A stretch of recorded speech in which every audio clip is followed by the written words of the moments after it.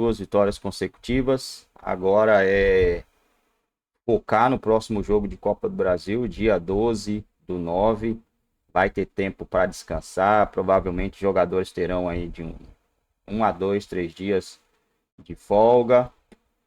E vamos esperar para ver como é que o Galo vai ser nos próximos jogos, né, pessoal? Porque foi 2 bons resultados. Na verdade, se a gente pegar as estatísticas aqui, muito pela expulsão também, né? O Atlético acabou sendo superior em tudo no jogo, né? O Atlético teve, o Grêmio teve 2,4 gols esperados, o Atlético teve 3,3. Fez os 3 gols. Posse de bola 34-66. Chutes no gol 28-10 do Galo, né? 28 do Galo, 10 do Grêmio. No alvo 5 do Grêmio, 13 do Galo. Então o Galo foi superior nessa partida. Vamos juntos terminar de assistir o vídeo.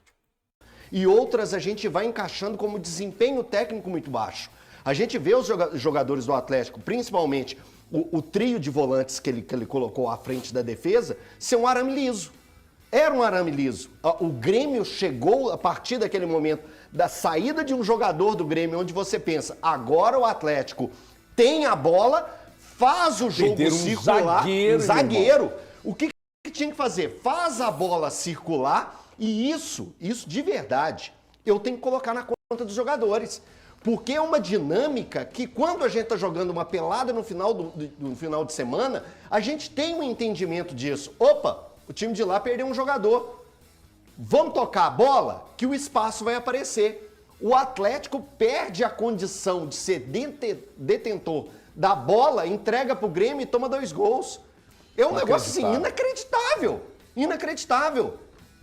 Aí a gente coloca o desempenho baixo dos atletas e um apagão que não pode acontecer com o Atlético, como já aconteceu em diferentes momentos. É muito jogador experiente para deixar isso acontecer. Aí agora vamos ao segundo tempo.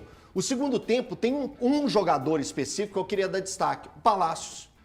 O Palácios é um cara que a gente vem cobrando, a gente fala do alto investimento dele. Valu, você me lembra o investimento dele? 10 milhões de reais. 10 milhões de reais. Foi feito um investimento alto nele e ele não tinha o tempo de jogo proporcional a todo esse investimento. E agora, no jogo contra o Grêmio, um jogo pesado, ele foi muito importante. Sofre um pênalti e pega um pênalti, coloca debaixo do braço, que mostra que o menino tem responsabilidade, que tem vontade, que tem desejo de fazer algo diferente. Então eu valorizo isso. Precisa investir mais nele? Botar ele pra jogar precisa mais? ter mais Se o Atlético precisa de um jogador de 1 contra 1, eu odeio falar essas coisas, tá? Mas precisa falar isso. Tem que botar pra rodar, então. 1 contra 1, vamos falar igual a gente falava nos anos 80? O que parte pra cima? É esse jogador? Isso. Então, ele tá lá no Atlético. Então você ainda tem esperança? Eu ainda tenho esperança. Quando eu vejo ele ser participativo em um jogo como esse, eu não quero queimar jogador com poucos jogos. A gente vai falar isso do Cruzeiro. Que lá tem um jogador que muita gente quer queimar em poucos jogos. E aqui não vai ser queimado, pelo menos por mim. Eu admiro o jogador que tem esse tipo de atitude, de pegar a bola e falar assim, deixa que eu bato. Ô Valu, deixa eu te fazer uma pergunta aqui, meu querido. Até 3, querido. Então vamos lá, a primeira delas. O que você viu dessa vitória do Atlético, da forma que ela aconteceu? O jogo tem hoje mais de 90 minutos, vamos falar de 100 minutos. Os 2 a 0 o Milito entrega para o Renato devolve a gentileza com 3 a 2. Por que aconteceu essa virada? Se foi só por conta da expulsão ou se teve algo mais? E uma terceira pergunta, no final das contas. O Bernard, não sei se você vai lembrar das 2 anteriores, o Bernard não ter ainda jogado o que se espera dele, é questão de quê? O Milito não está sabendo encaixar ou o tempo é necessário para esse encaixe? Vamos lá, Valuzeiro. Boa tarde para você, para os amigos. Vou começar igual mangá, né? De trás para frente, na verdade. Falando do Bernard, é um reflexo do futebol brasileiro.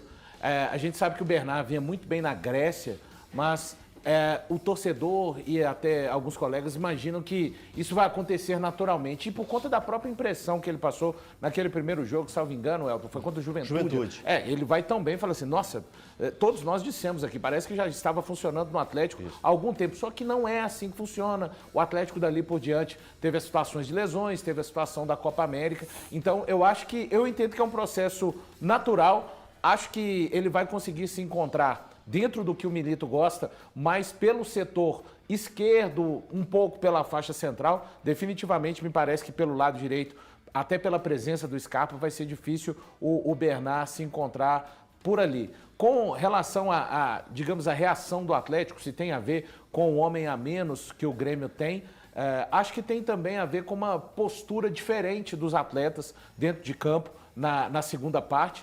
O Atlético acabou cometendo equívocos, não pode em circunstância nenhuma. E aí, claro, tem que dividir-se a culpa. Eu não vou fazer como irresponsável do Renato Gaúcho, que deu uma coletiva falando que fez tudo certo e os jogadores fizeram errado. Isso aí, se ele fosse gringo e hablasse, a gente estava falando de um absurdo, de um jogador que desrespeitou a instituição do Grêmio. Mas como ele é, de fato, conquistou em campo o maior ídolo da história do Grêmio, tá tudo bem ele tirar o Grêmio para M, como o pessoal diz aí na internet, e tá tudo certo, inclusive o grupo de jogadores dele. Então, tem responsabilidades tanto do Milito quanto dos atletas pela questão do primeiro tempo. Não podem, hipótese alguma, o Atlético já fez isso mais de uma vez na temporada. Vou lembrar do jogo contra o CRB. Esses apagões podem custar muito caros para uma equipe que está nas Copas. E a outra, foi a primeira? Do Bernard. Não, do Bernard foi a que eu falei. Então, do Bernard, te perguntei da reação, se tem a ver com o homem a menos. 2-0 que o Milito entregou para o Renato e depois o 3-2. E se isso aí foi só pela expulsão ou se teve o dedo do Milito? Não, teve. Da mesma forma que teve também no 2-0 do Grêmio. É porque, assim, eu vejo futebol de uma forma diferente, né? Que os caras não jogam sozinhos, que sempre os dois têm a parcela. Jogador e técnicos. Nas vitórias e nas derrotas e nas viradas. Só para dizer o seguinte, rápido, já falei demais. Atlético tem um ponto a menos só com relação ao ano passado, quando ele tinha 34, agora só tem 33. 2 jogos a menos. E uma diferença, né? Já tinha ido de arrasta para cima na Copa do Brasil e na Libertadores. O Atlético está nas duas. Sabe uma coisa que me incomodou no jogo 20 segundos para de você. sábado? Pra gente voltar para a tela. O Atlético ficar com 3 volantes... Foi de domingo. De domingo, desculpa. O Atlético ficar com 3 volantes durante todo o primeiro tempo com um jogador a mais. Foi o grande problema. Deixa eu voltar para a TV, nós vamos explorar esse assunto lá na TV. Agora, voltando para lá. O jogador não marca tão bem, mas tem uma ótima saída de bola, uma ótima característica, uma ótima saída de bola. Quando é um volante que faz área a área, que é o box to box, né? É ótimo, legal demais. Agora, Fausto Vera, não dá. Aí não tem como, irmão. Desculpa. Aí não, Fausto Vera.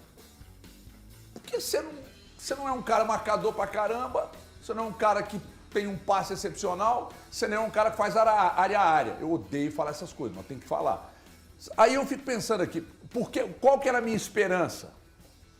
O Milito conhece bem e pediu. Aí Era de todo mundo, pô.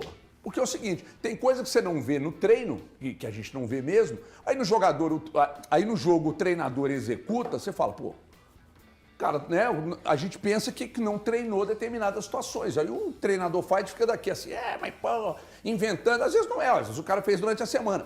Aí eu fiquei pensando, ninguém conhece melhor o Fausto Vera do que o Milito. O Fausto Vera tem sido um burocrata, assim, abissal. É um latifúndio de falta de bola. HG, é outra rotatividade. Parece que ele está em outro mundo, em outro esporte, fazendo uma outra coisa. Ele parece que está no mundo só dele, em campo. Se você pegar, às vezes é gostoso fazer isso, você pegar assim, no campo é melhor para fazer isso. Você observar somente um atleta e acompanhá-lo, você vai vendo, você fala assim, ele está correndo errado. O que ele está fazendo? Por que ele não marca? Por que ele não avança? Hoje o Fausto Vera é isso, e não dá para realmente entender. E eu estou totalmente com o HG. Quando foi anunciado, quando foi colocado o nome dele, eu imaginava. Não, tivemos aqui o Garcês, que entende muito de futebol sul-americano, e falou, pode ser a oportunidade de acompanharmos a melhor versão do Fausto Vera. E hoje é a pior versão. E olha que eu estou colocando em jogo os péssimos jogos que ele fez no Corinthians. Eu não lembro, é claro que eu acompanho muito menos o Corinthians que o Atlético. Eu não lembro de ver jogos tão ruins do Fausto Vera como eu vejo hoje. Ah, mas teve. Jogando pelo Corinthians? Mas É você sabe porque que eu lá... não acompanho, mas hoje no Atlético quando não ele Mas lá no chegou, Corinthians, quando ele lá no chegou, ele foi Corinthians, bem. as críticas ao Fausto Vera são exatamente as que você está fazendo aí. Isso. A mesma coisa, que é o cara que parece que está jogando outro jogo. um outra jogo rotação. intenso, E posso te falar um um negócio? jogo pegado, um jogo competitivo, e ele ali no meio, só meio que dando totó pro lado e tal. É foda. Sabe Por uma que coisa? nós estamos entrando nesse assunto, gente? Você que está pegando agora pela metade, é porque o Thiago disse uma coisa porra... Que é importante. eu diria até fundamental. Né? Se o seu adversário, se o atacante do seu adversário é expulso, aí você vai pensar, pô, esse time vai se defender lá atrás. Os zagueiros estão todos lá, vai ficar mais difícil entrar. Agora o Grêmio perdeu um zagueiro que é o mais rápido deles. Porque o Kahneman não tá longe de ser o mais rápido. Ele perdeu o zagueiro e o Milito continua com 3 volantes. Fausto Vera em campo, gente. Me ajuda aí, pois não. Não, é que o Fausto Vera, eu acho que o atleticano tem muita sorte de não ter o Fausto Vera na Copa do Brasil. Porque ele ia atrapalhar. E ele vai atrapalhar até o final da temporada, porque o Milito vai continuar usando. Mas ele é muito, muito, muito abaixo da média. E assim, eu sinceramente, eu não tenho problema nenhum, diferente do Elton, de falar mal do cara nesse início. Eu entendi o seu ponto, tá? Não tô fazendo crítica a você. De falar mal do cara nesse início, se for lá na frente, mudar de ideia em relação ao cara. Velho, que coisa horrorosa, que coisa bizonha. Assim, até agora ele não vale os 5 milhões de dólares que o Atlético pagou nele. Até agora ele não é nem esboço de 5 milhões de dólares. Pelo futebol que ele joga hoje, 500 mil estava bem pago. 500 mil dólares, estava bem pago para tirar o Fausto Vera do Corinthians. Cara, muito mal. Muito, muito abaixo da média. Eu fiquei surpreso dele não sair no primeiro tempo. E eu fiz duras críticas. Ontem eu comentei o jogo, eu fiz duras críticas ao Milito durante o intervalo. Mas duras críticas ao Milito. Especialmente pela o que eu considerei medo e covardia do primeiro tempo de não tirar os caras. Bicho, você tá com um jogador a mais, com uma situação confortável. Saca um dos seus volantes. Eu, obviamente, seria o Fausto Vera que eu tiraria. Aliás, o Fausto Vera nem entraria no meu time. Mas eu tiraria o Fausto Vera. Saca um dos volantes e coloca qualquer coisa que você tem de opção para o ataque. Ontem eu citei e listei as opções que ele tinha para o ataque. Ele tinha o Allan Kardec, ele tinha o Brian Palácio. Aliás, o Brian Palácio, ele está jogando bem, não é de hoje. Ele entrou muito bem contra o Cuiabá. Foi um time misto do Atlético em que o Brian Palácio, para mim, foi o melhor em campo. Ele sofre o pênalti, ou ele faz a jogada do pênalti, que o Atlético converte em gol contra o Cuiabá. Então, a não utilização do Brian Palácio contra o Fluminense me incomodou um pouco, porque o Atlético também entrou com o time reserva. Eu, inclusive, falei isso com o Luiz, que esteve aqui na quarta-feira passada. Falei, poxa, cara, o Brian Palácios é meu jogador predileto? Não, não é. Mas, pelo que ele fez contra o Cuiabá, ele ser premiado como reserva no jogo seguinte, para mim é falta de sentido. Ele foi bem. E ontem, mais uma vez, ele foi bem. Então o cara precisa ser utilizado, o cara precisa ter oportunidades. E só uma coisa, o Valuzinho chegou a falar que ele não coloca e atribui ao técnico. Eu atribuo sim. Não foi o que eu disse, não. 100% ao técnico, foi o que você disse. 100% não. Eu não atribuo 100% ao técnico. Ele atribui a todos. É o que ele disse. E eu atribuo...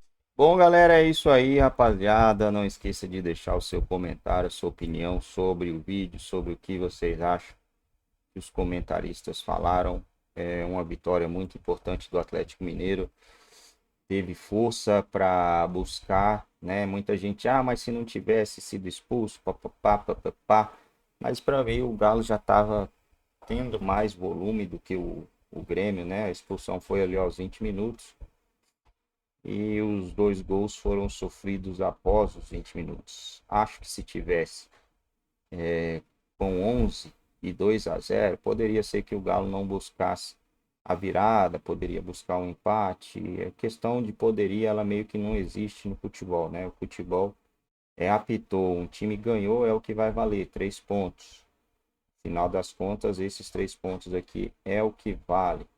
O Atlético foi bem superior, né? Teve 66% de posse de bola jogando fora de casa. É algo gigantesco. Não foi só posse de bola, né? O Atlético teve volume de jogo. Foram 28 chutes no gol do Grêmio. Contra 10 do Grêmio. No alvo foram 13 chutes no alvo do Atlético Mineiro. contra 5 do Grêmio. Então, foi um time que foi bem mais superior do que o Grêmio. Um negócio que está estragando o Atlético Mineiro já eu ia falar em alguns jogos, mas não são em alguns jogos, né? O Atlético Mineiro é um dos times, vamos lá, é o time mais oscilante. O Atlético Mineiro é o time endinheirado, um time que poderia ser favorito aos títulos. Ele é o time mais oscilante do Brasil hoje, né? É um time que vence o Grêmio fora de casa, vence o São Paulo fora de casa, perde em casa de 2-0 para um time que está na zona de rebaixamento, que é o Fluminense. Ah, mas o Fluminense é outro Fluminense. Sim, é outro Fluminense, né? Mas não dá para perder de 2-0 para o Fluminense jogando em casa. Enfrenta o São Lourenço fora de casa, é superior lá. Vamos dar uma olhada aqui, ó. O Galo teve 71 de posse de bola, chutes no alvo, 4 chutes no alvo do Galo, 2 do São Lourenço. Isso na Argentina. Aí a gente pega o jogo do Galo aqui no Brasil, em sua casa.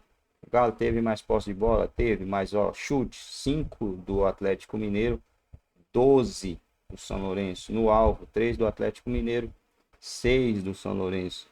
Então, essas oscilações aí vêm meio que estragando o Atlético Mineiro. O calendário agora, dia 12 contra o São Paulo, jogo em casa. O Atlético vencendo melhor fora de casa do que em casa, né? Então precisa segurar pelo menos um 1-1, 0-0. O Galo tem que fazer um gol nesse jogo, né? Um gol nesse jogo aqui.